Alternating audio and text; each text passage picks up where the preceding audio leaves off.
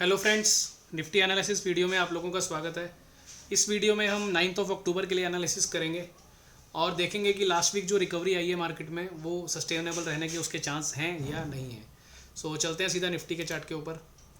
Nifty का daily chart आप लोगों के सामने है एंड अगर मैं बड़े टाइम फ्रेम से स्टार्ट करूँगा तो मंथली के लेवल पे अभी भी कोई प्रॉब्लम नहीं है एंड वीकली के लेवल पे आऊँगा तो वीकली पे भी आप देख रहे हो ये काफ़ी अच्छा है कि इसने कैंडल बनाया है, हैमर कैंडल बनाया है और पूरे वीक में जो भी करेक्शन आया उसको पूरा इसने नेगेट करके और दिन कैंडल के यानी कि वीक के हाई के आसपास जा करके इसने क्लोजिंग दी है। ठीक है, तो काफ़ी अच्छा कैंडल बना है। एक बार डेली पे भी चल के देख लेते हैं।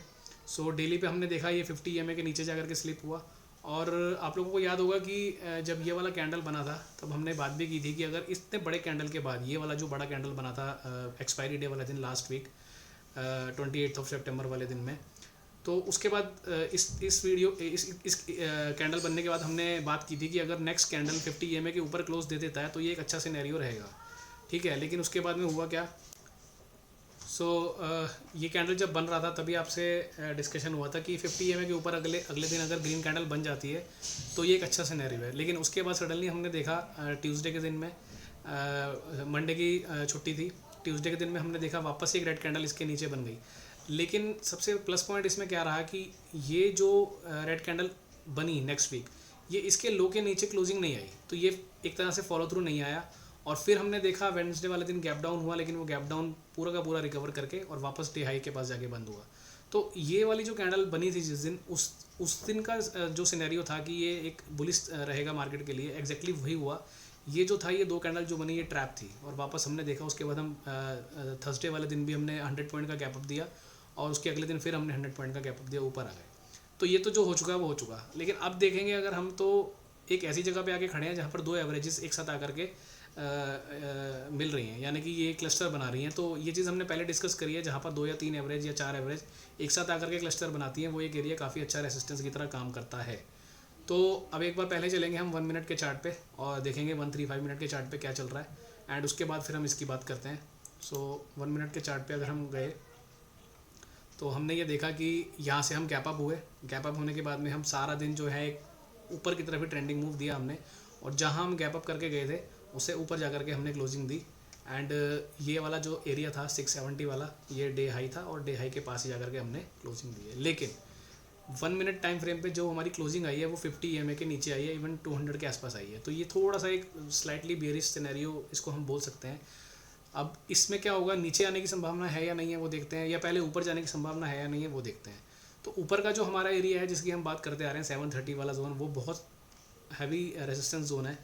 अगर वो जोन क्लियर हो जाता है इस वीक में, यानी कि मंडे ट्यूसडे वेंसडे वाले टाइम पे अगर वो एरिया क्लोज हो जाता है तो फिर हम ये मान लेंगे कि ये जो करेक्शन स्टार्ट हुई थी इस पूरे ट्रेंड के बाद में, ये करेक्शन अब यहाँ पर ख़त्म हो गई है और हम वापस से एक जर्नी रिज्यूम कर रहे हैं ऊपर की तरफ। अदरवाइज़ वापस हम नीचे पलटेंगे तो पहला जो अपने को सपोर्ट मिलेगा वो मिलेगा 19600 के जोन में। वो मैं आपको दिखा देता हूँ। 1 मिनट का टाइम फ्रेम हमने देख लिया। अब 3 मिनट के टाइम फ्रेम पे जब हम आएंगे, 3 मिनट के टाइम फ्रेम में जो 200 EMA आ रहा है वो 19600 के पास में आ रहा है। और 5 मिनट पे अगर हम आएंगे तो 5 मिनट का ये वाला जो एरिया है ये 580 के पास आ रहा है। तो यानी कि 580 से लेकर के 600 वाला जो जोन है वो एक सपोर्ट की तरह आप काम कर सकता है हमारे लिए, एक शॉर्ट टर्म सपोर्ट जिसको हम बोल सकते हैं। ठीक है, और ऊपर में अगेन वही 730 वाला एरिया जो है। तो ये दो एरियो को अब आपको नज़र रखनी है और हम बिल्कुल इसके एक तरह से मिडल में आकर के खड़े हैं। तो 650 पे हम खड़े हैं, ऊपर 730 और नीचे में 600 से लेके 580।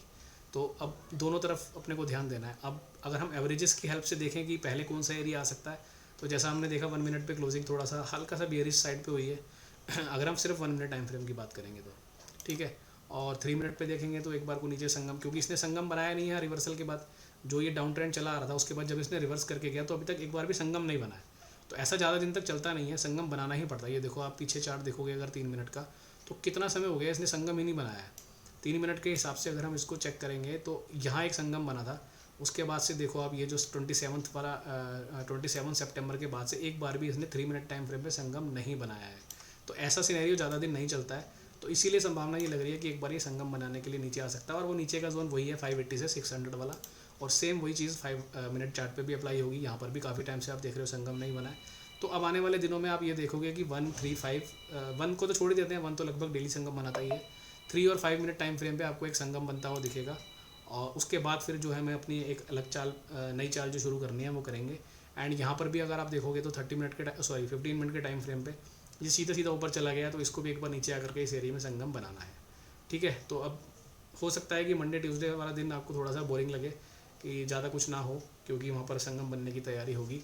और अगर मंडे ट्यूसडे में नहीं होती है तो फिर वो वेंसडे थर्सडे वाले टाइम पे होगी। तो मतलब इस वाले वीक में, यानी कमिंग जो वीक अब आ रहा है, उसमें हमारे को 5 मिनट, 3 मिनट, 15 मिनट ये सारे एरियाज पे संगम बनता हुआ दिखाई दे सकता है। यानी कि मार्केट यहाँ से साइड वेज हो सकती है। ऊपर 730 740 वाला जोन, नीचे 580 600 वाला जोन अभी के लिए मार्केट में ये जोन है। और जिस तरफ भी ये ब्रेक होगा उस तरफ फिर अपने को वापस से एक ट्रेंडिंग मूव मिलेगा। ठीक है जी, चलिए ओके, थैंक यू।